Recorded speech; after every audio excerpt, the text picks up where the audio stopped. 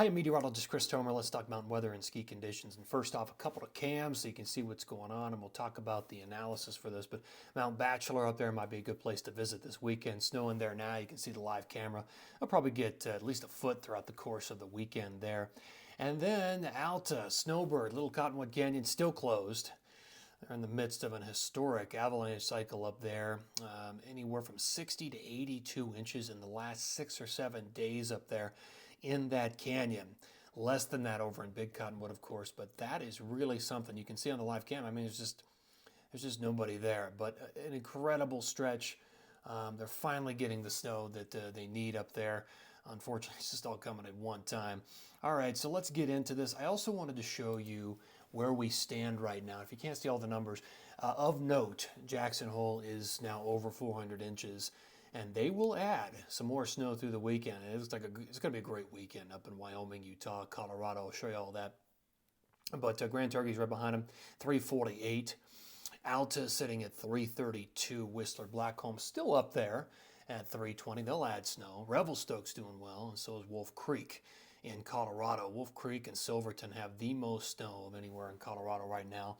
But Steamboat's been working their way up the list, and Vail and Breck, and could use more snow at all those places. Of course, there's Crested Butte, and could use more snow there, of course. But here is the radar and the satellite, and notice I showed you Bachelor. You've got a storm moving into the west coast right now, spreading a shield of rain and snow up and down the coast. And what we're kind of doing in the interior here is just waiting on this weekend storm system. We're just waiting on it. And there are a couple of important trends that I'm noticing with this. And you can see the actual spin of the low pressure up in the Gulf of Alaska, and then that flow of moisture behind it. So let me just mark this. This is kind of interesting. And you can see the flow coming in ahead of it. So there are a couple of things that are happening. As the storm has kind of resituated itself up there into the Gulf of Alaska, we're going to see a slightly slower evolution of the moisture across the west. Let me show you the jet stream.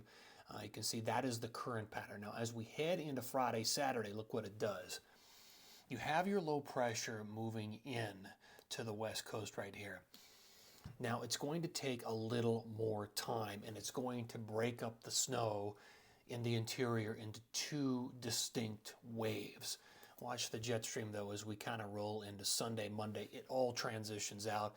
We start next week with a different and a new weather pattern. Look at the jet coming in from the north. So it's actually resituating further to the north into early next week, and that will have an impact on the forecast in next week. But let me show you the future radar, and I'll indicate what's going on here. So this is Friday. There are going to be two different waves coming in. And this first wave, and I'm going to mark this as number 1, and this first wave is smaller. And that will come, it'll be vanguard, it'll be out ahead of the main second lobe of moisture. Now, there will be some snow with this on Friday afternoon, Friday night. But again, it's going to be smaller than what will come with number 2. So let me push this into the future. And this will also slide down into Colorado on Friday. But notice how it kind of flashes. And then there's a break. Now this is Saturday morning.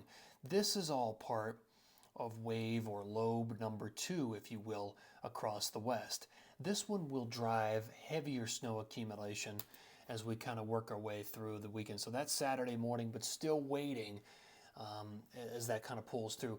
That could set up, because of those two different waves, as a potential kind of interesting setup, whereas Sunday might actually be the bigger powder day in some of these areas. It's going to take a little bit longer as a result to reach the big totals, because you're going to have some snow with wave number 1. You may have a distinct break late Friday night into Saturday morning and waiting on that second wave. And so all of the accumulation may not be done until Saturday afternoon, Saturday night. And so there should be accumulation for both Saturday and Sunday to have a powder day in the Tetons, in the Wasatch, in Colorado. I mean, you can see by Sunday morning, we're still accumulating some snow in Colorado, and then that is going to be moving out. And then we're going to resituate.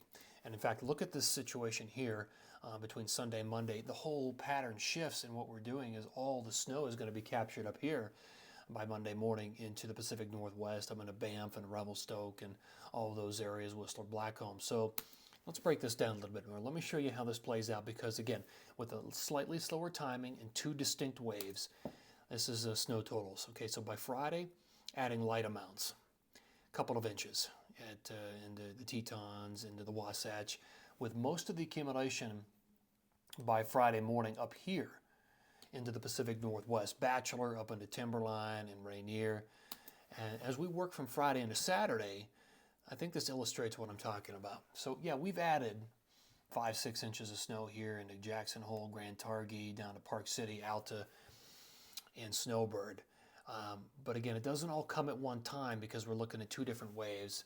And we've added some more up here in the Pacific Northwest as well. Now between Saturday morning and Sunday morning, all the totals continue to go up, and that includes Colorado. So now we've reached the final numbers here through Jackson Hole and down into the Wasatch, and all the numbers into Colorado have reached their final numbers as well by Sunday morning. So there will be two different powder days, Saturday and Sunday, with powder falling in between. So there you go. By Sunday morning, we're looking at those kinds of numbers, and yeah, Pacific Northwest, those are those are the final numbers by Sunday morning. But again, there's going to be a new pattern setting up in early next week, so all those numbers in the Pacific Northwest will go up again into Monday. But this looks pretty good. I mean, we're looking at 1 to 2 feet there by Sunday morning, an accumulated grand total through the Tetons, the Wasatch, and roughly half a foot into the ski areas in Colorado. Enjoy it. I'll do another update tomorrow, and as always, thank you for tuning in here.